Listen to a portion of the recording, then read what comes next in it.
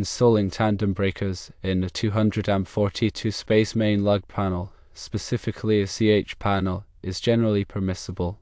Tandem breakers, also known as half-size or twin breakers, are engineered to occupy a single 1-inch wide circuit breaker slot. This design enables the protection of two separate circuits within the confines of the single space. However, for square D 200 amp panels, the compatibility with tandem breakers hinges on the specific model. Certain square D panels are manufactured to accommodate tandem breakers, while others are not designed for this purpose. Therefore, to ascertain whether tandem breakers can be installed in a particular square D panel, it is crucial to consult the panel's documentation or directly contact square D for verification. Installing electrical components requires careful consideration of safety and adherence to electrical codes. First, ensure the power is completely shut off to the panel before commencing any work. This can be achieved by turning off the main breaker. Secondly, always use appropriately rated tools and safety equipment, including insulated gloves and eye protection. Thirdly, carefully inspect the panel's labeling and documentation. This will provide critical information regarding the panel's capacity, supported breaker types, and any specific installation instructions. Fourthly, when installing tandem breakers, confirm that the panel is listed or labeled to accept them. The panel's diagram or legend usually indicates which slots, if any, are designed for tandem breakers. Fifthly, do not overload circuits. Each circuit should be properly sized for the intended load, and the total load on any given circuit should not exceed the breaker's rating. Sixthly, if you are unsure about any aspect of the installation process or are not comfortable working with electricity, consult a qualified electrician. They can provide expert guidance and ensure that the installation is performed safely and in accordance with local electrical codes. Understanding electrical panel ratings is fundamental. The 200 amp rating signifies the panel's maximum current carrying capacity. Exceeding this limit can lead to overheating, damage to the panel, and potentially hazardous situations. The number of spaces, in this case 42, indicates the number of standard-sized circuit breakers that the panel can accommodate. When using tandem breakers, the number of available circuits can effectively be doubled in sections of the panel that accept the tandem breakers. It is crucial to accurately calculate the load on each circuit to prevent overloading. Overloading a circuit can cause the breaker to trip, interrupting the power supply. Repeated tripping of a breaker indicates a problem that needs to be addressed, such as an overloaded circuit or a faulty appliance. When selecting circuit breakers, ensure they are compatible with the panel. Different manufacturers use different bus bar designs, and using the wrong type of breaker can result in poor contact, overheating, and failure. Always use breakers that are specifically listed for use with the panel. Furthermore, consider the environmental conditions in which the panel is installed. If the panel is located in a damp or corrosive environment, choose a panel that is designed to withstand those conditions. Regularly inspect the panel for signs of corrosion, damage, or loose connections. Address any issues promptly to prevent further deterioration and maintain safe operation. Electrical codes, such as the National Electrical Code or NEC, provide comprehensive guidelines for electrical installations. Adhering to these codes is essential for ensuring safety and preventing electrical hazards. Familiarize yourself with the relevant sections of the code and follow them meticulously. One key aspect of electrical installations is proper grounding. Grounding provides a path for fault current to flow back to the source, tripping the breaker and preventing electrical shock. Ensure that the panel is properly grounded in accordance with the electrical code. Use appropriate grounding conductors and connectors, and verify the integrity of the grounding system. Surge protection is another important consideration. Surges, or transient overvoltages, can damage sensitive electronic equipment. Installing surge protective devices or SPD can help to protect against these surges. SPD are available in various forms, including whole-house surge protectors that are installed at the panel and point-of-use surge protectors that are plugged into outlets.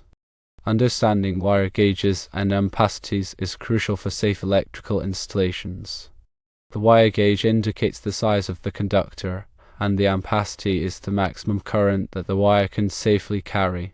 Use the appropriate wire gauge for each circuit based on the breaker size and the intended load. Refer to NEC Table 310.15b16 for ampacity ratings of conductors. Do not undersize wires, as this can lead to overheating and fire hazards. Proper wire terminations are also essential. Ensure that all wire connections are clean, tight, and properly insulated. Use appropriate connectors for the type of wire and the application. Loose or corroded connections can cause arcing, overheating, and failure. When working with aluminum wire, use connectors that are specifically designed for use with aluminum. Aluminum wire expands and contracts more than copper wire, and using the wrong type of connector can lead to loose connections and oxidation. Labeling circuits clearly is essential for easy identification and troubleshooting. Use a circuit directory to identify each breaker and the circuits it controls. Update the directory whenever changes are made to the electrical system. Clear labeling can save time and prevent confusion when working on the electrical system. Consider the future needs of the electrical system when planning and installation. Install additional circuits and capacity to accommodate future growth. This can avoid the need for costly and disruptive upgrades later on.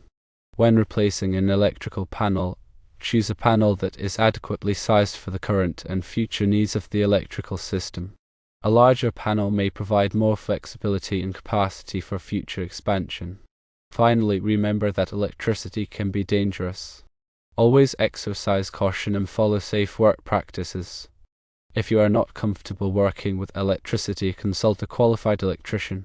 They can provide expert guidance and ensure that the installation is performed safely and in accordance with local electrical codes. When dealing with a CH200 42 space main lug panel, it is usually permissible to use tandem breakers, which allow for two circuits to be protected in a single breaker space. However, with square D 200 amp panels, compatibility varies by model.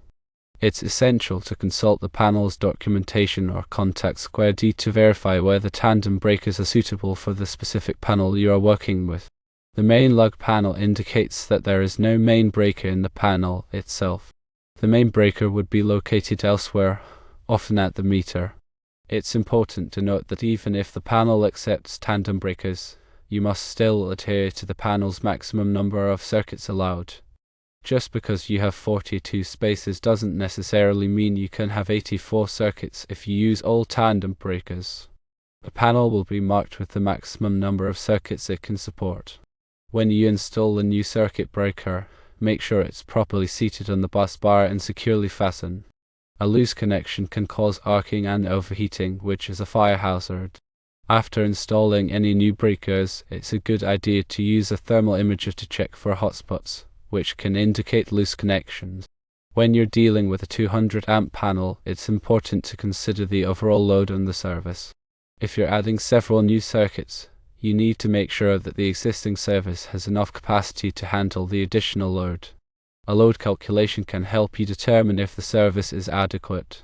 If the service is not adequate, you may need to upgrade the service to a larger size. Remember to always follow the manufacturer's instructions when installing circuit breakers and other electrical equipment.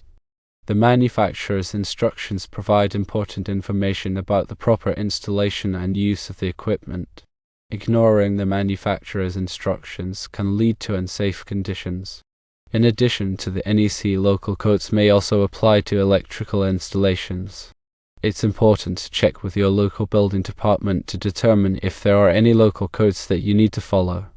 The NEC is updated every 3 years, so it's important to make sure that you're using the latest version of the code. The NEC is available for purchase from the National Fire Protection Association or NFPA. If you are not familiar with the NEC, it's a good idea to take a class or consult with a qualified electrician. Working with electricity can be dangerous, so it's important to take the necessary precautions. Always turn off the power before working on any electrical equipment. Use insulated tools and wear appropriate safety gear. If you're not comfortable working with electricity, consult a qualified electrician. Remember, electrical work should only be performed by qualified individuals. If you're not qualified, it's best to leave the work to a professional. Tampering with electrical equipment can be dangerous and can void your insurance. If you're planning to make any changes to your electrical system, it's a good idea to consult with a qualified electrician first. An electrician can help you determine the best way to make the changes safely and in accordance with all applicable codes. Before commencing any work, ensure you have the appropriate permits if required by your local jurisdiction. Permits ensure that the work is inspected and meets safety standards. Ignoring permit requirements can result in fines and potential safety hazards.